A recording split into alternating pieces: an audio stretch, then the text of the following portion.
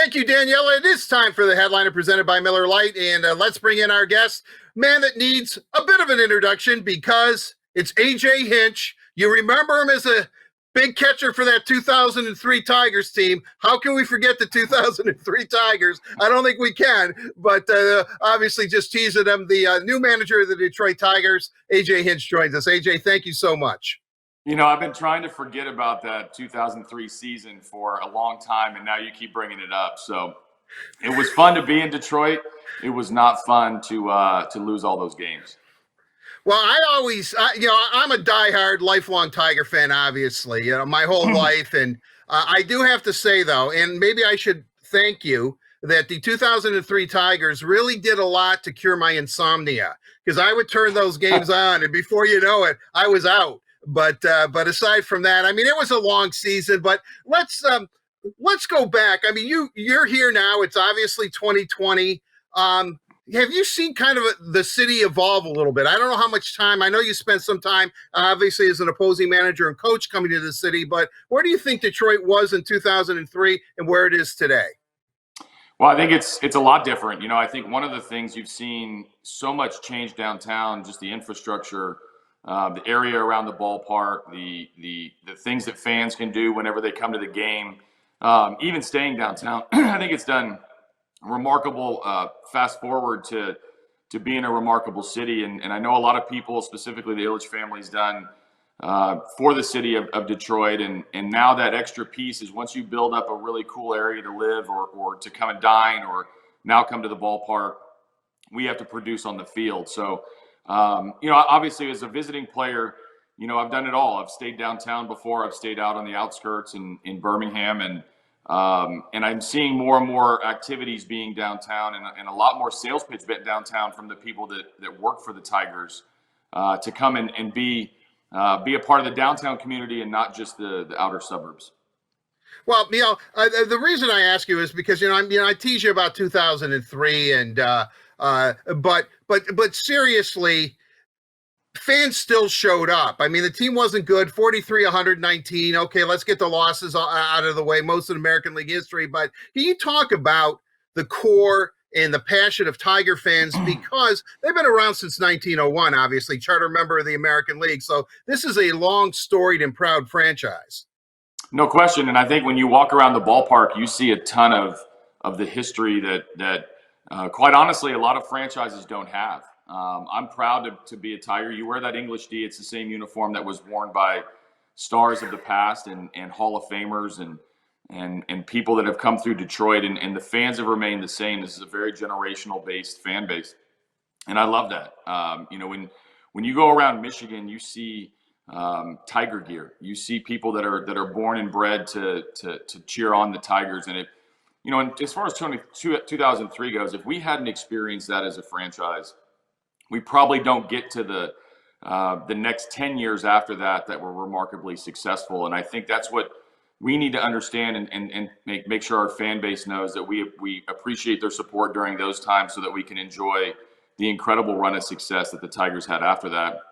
Similar now, when things have not been great over the last few years, we're hoping to set this organization up for a decade run or more of success. And that's a reward to the fans for being true to us throughout those lean years. What's the most exciting aspect from a managerial perspective that obviously you have about this Tigers team, this current club, where the franchise is at? What are you most eager to get at? Yeah, I want to get my hands on this pitching. We've talked a lot about the minor league system, and there's going to be some position players that come that are really exciting, in Spencer Torkelson and Riley Green specifically. I know we talk about those guys a lot, but right now, what's in the big leagues, it's pretty fun to look at that starting rotation potential of a Mize and a Skubal and a Manning who's going to come up behind him. Faedo's a nice prospect that was a first-round pick. Combine that with some guys taking steps forward in some leadership roles in Matt Boyd and Spencer Turnbull. We need Michael Fulmer to get healthy. But when you start rattling off that pitching, the names of that pitching, and if you look over the course of the World Series contending teams over the last, however long you want to look back, 10 years, 15 years, 20 years, the majority of them and almost all of them will have elite pitching. You have to get the pitching right if you want sustainable success. And now that you look at this team, when I'm on the outside coming in, you're like, hey, man, I love getting my hands on that pitching. It's why we hired Chris Fetter from the University of Michigan. It's why we kept Juan Nieves in the bullpen and his time as a pitching coach and a pitcher in the big leagues. That pitching is really going to set us up to be as successful as we can be, because, like, as you all know, as a baseball fan, you know, if you're down 3-0, 4-0, 5-0 after the first couple of innings, you can have the best offense in baseball, and you're simply not going to win as many games as you can when you have that shutdown pitching. We just watched the Tampa Bay Rays, you know, roll into the World Series and get to Game 6, ultimately lose, but they had a good, not great offense, but they had incredible pitching. And once you can put that all together, you can make a World Series run. Well, you know, it's interesting. You would obviously bring up the pitching. I know that Faedo and Mize and Skubal and Manny, those four guys look at themselves as the four starters that the Atlanta Braves had, and I think Casey's from Arkansas or something. So that was a kind of the team he grew up. A couple of Michiganders on that starting staff, and Smoltz and Avery and you know, and Glavine and Maddox. I mean, is that lofty expectations, or are you glad that those guys look at the four of them and say, boy, look at the potential we have? Yeah, well, that's some Hall of Famers on the Atlanta staff. So I want to give these kids a chance to be good and not have to be Hall of Famers. But it's important. I mean, I just came from Houston when we had Verlander and Cole and Charlie Morton, Lance McCullers, Dallas Keuchel. The starting rotation, I've always believed the starter sets the tone for the day. Mostly because at the top of the first or bottom of the first, like that momentum into the game is set, the tone is set by the starting pitcher. So, you know, for us to be successful, we got to get the pitching right. I think we're in a good position now where we have the ingredients. We're also going to take steps forward in how to maximize that pitching. But, you know, I don't want to say they have to be the Braves of yesteryear, or, you know, you look at what the Dodgers can do right now, what the Astros have done in the past. Cleveland in our own division has been the kind of the gold standard for developing pitching. I know that we need these guys to be good for us to be our best team, and certainly it's going to take more than that. They can be a great pitching staff. We need to surround them with offense, and we need to catch the ball better than the Tigers have in the last couple of years. It's going to take an all-encompassing team, but having those ingredients at the very beginning is a surefire reason to be excited. Well, what I find interesting about it, obviously, when you were hired on the 30th of October, everyone in baseball said, "Well, you know, that's an A+ hire." You know, and I'm not saying it because you're a guest here today. I truly mean that. But then when you filled out your coaching staff, people were like, "Whoa!" I mean, the Tigers are getting it right. I mean, they've drafted really well. Their farm system has gone from, you know, I don't even think it was rated there for a number of years. I mean, you know, oh yeah, Detroit does have a farm system. I guess we better put them last. And now they're, you know, they're in the, you know, the top two in all of baseball, depending on what service you look at. You know, you mentioned Chris Fetter. I'm a big Michigan guy. I graduated from Michigan, you know, a northern team in the World Series. He's the pitching coach. How important is it to have a guy who understands all this metrics and is able to relate to these guys? Because in reality, he isn't that much older than the guys that he's going to be coaching. No, and that's key. And I thought that was an advantage for him to be younger and more relatable to the pitching staff. And it was actually a feather in his cap that he could be similar age and different experiences, because he's been coaching 17, 18, 19, 20, 21, 22-year-olds the last few years and having great success. We have a very young pitching staff. But there's some veteran guys that can learn something from him too. And I think the balance is what I'm after. I want the guy that can relate to the player as much as he can relate to the numbers. You can't kind of coach one way. You can't be one-sided. You can't simply just say these are the numbers and not apply them to what you do on the mound.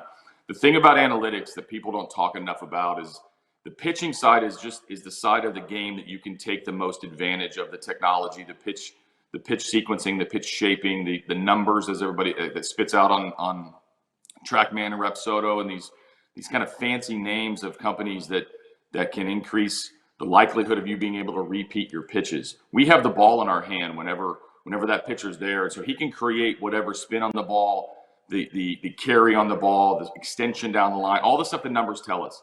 But you need a person that can relate that to each individual personality, somebody that can coach in different ways, somebody that can see the potential in what Joe Jimenez's pitches do, and maybe explain why he struggled over the last couple of years after having, this all-star tag put on him after making the all-star team in 2018.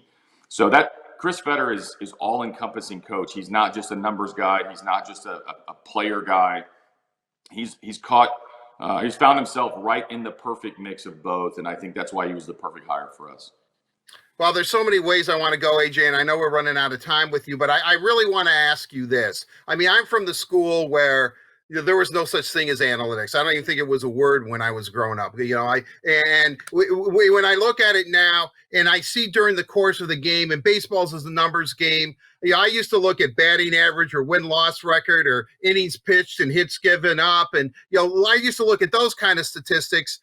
During the course of a game, are numbers going through your head, or is there a gut level you go against the numbers, shall we say, or go against the metrics and just say, no, AJ feels this way, I'm going to keep so-and-so in the game, or I'm pinch hitting, or I know he's 0 for 100 against this guy, but he's going to get a hit right now. I mean, what goes through your mind? Because there's so much information to process. Right. Now, you can become prisoner of your own numbers if you're not careful, and I always say you have to combine what you see with what you know. I mean, what you know is easy. I can look at a book. I can look at numbers. I can look at, a game plan. All that stuff is fine. What I see is on the field, and can that player produce what the expectation is for that situation? So it's fine to go by the numbers. I believe in sort of a soft focus on the numbers, but I also have to apply the real-time context on whether or not that player is in position to utilize those strengths.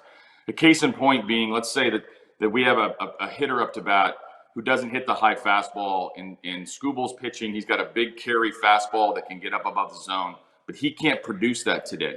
The numbers are telling me that Scooble can throw high fastball to Mike Trout. The reality is I'm watching him pound the ball down in the zone and not being able to elevate the fastball today. Well, I have to make a decision whether he can face Trout that third time or that fourth time in the game based on whether he can produce what gets that guy out. That's just a small example of how I would take him out one game and maybe not take him out the other game, depending on his execution. That's player driven. That's person driven. That's not numbers driven. And on the flip side of that, you're going to see some things from me. Like, I don't love the intentional walk. I don't love the sack bunt that much, but I'm going to like safety squeeze. So if I don't like the bunt, but I like the safety squeeze, why? Well, the reason is one produces a run and one doesn't. And so there's situations like that I'm a little bit more new school in how I manage. But I've got some old school roots that have been tried and true and that have stood the test of time. And the right blend is what I'm after, and not simply one guy or the other. I have to jump all over, but I know the winter meetings are coming up. There's still free agency, Rule 5 guys, all kinds of things happening. What's this next couple of weeks leading up to the holidays going to be like for you? Yeah, pretty busy. This is a couple of weeks where we need to really get ourselves in position to determine what our team is. On the free agency side, no matter what I've been in the game, whether it's been in the front office, a manager, a player, December and January is kind of like moving months. Like, you're going to find out where these players are going to play. They're all going to want to find a home. They all want really good deals in December. And then January, the teams seem to try to, jockey for position on who's going to sign. The winter meetings are going on virtually this year. So we have some meetings, some manager stuff, some instant replay stuff. And then most importantly for the Tigers, I'm having different meetings with different departments within the organization. We're having an infield meeting tomorrow. We're having a pitching meeting next week. We're going to have an offensive meeting the week after that, where these are 2, 3, 4, 5-hour Zoom calls that are trying to get the organization on the same page for what we're going to do in the big league level, the language we're going to use, the positioning, the pitching philosophy, the hitting philosophy, so that when we hit the ground running, whenever it is, hopefully we have a normal spring training, that we're going to be able to have an organization that's taken a step forward, being cohesive, as opposed to just having a new manager at the major league level, but doing the same things over and over again in the minors. Well, when you do hit the field as Tigers manager, you're going to be wearing number 14. How did that come about? Well, 14 for me was my number in Houston as a manager. And the way that I got it there was I was going off. I was on the field. I wasn't good enough to have my number. I wasn't going to be number 7, number 23, number 20, number whatever. So when I became a manager, I asked my daughters, who were really young at the time, I think they were like 10 and 8 or 11 and 9, what number looked the best with my name over it, our last name over it. And so they drew up numbers that were available in Houston. They loved 7, 14, and 21. So they love those three, 7, 14, 21. They're all multiples, but 7 was taken, Craig Biggio, and 21 was not available. So I went to 14. We had pretty good success. The girls like it. So when I got to Detroit, same theory applied. They wanted me to stay with 14. Now, Christian Stewart had it the last couple of years, but I'll have to do something nice for him since manager came in the organization and took his number. Well, I know you've mentioned the Old English D. The holidays are coming up. I mean, have you loaded up on, is this going to be a Tiger gear, Tiger swag Christmas for everybody that you know? Presents that you're going to distribute? Is everybody getting like Tom Selleck autographed Tiger caps or something? Pretty much. I mean, Jim Schmeichel down in the clubhouse did an unbelievable job of loading me up with some Tiger gear. So I'm wearing that proudly and also kind of distributing it out to our family. My wife put the first decoration on our Christmas tree this year was a tiger decoration that my wife bought right after I got the job. So we'll be sporting the English D down here in Texas for the time for our holidays until we can wear the real thing when season starts. AJ Hinch, thanks for joining us on the Headliner. I really appreciate it. Like I said, I still have a lot of questions to ask you, so we'll have to have you on. I'm going to be here a long time. We can do this again. Oh, we definitely will. Trust me. I'm going to hold you to that. AJ, best of luck and everything. Have a happy holiday. We really appreciate your time. You got it. That'll do it for this edition of the Headliner presented by Miller Lite. It is the original light beer. It's only 96 calories. It tastes delicious, and it's available for delivery. Daniela, back to you.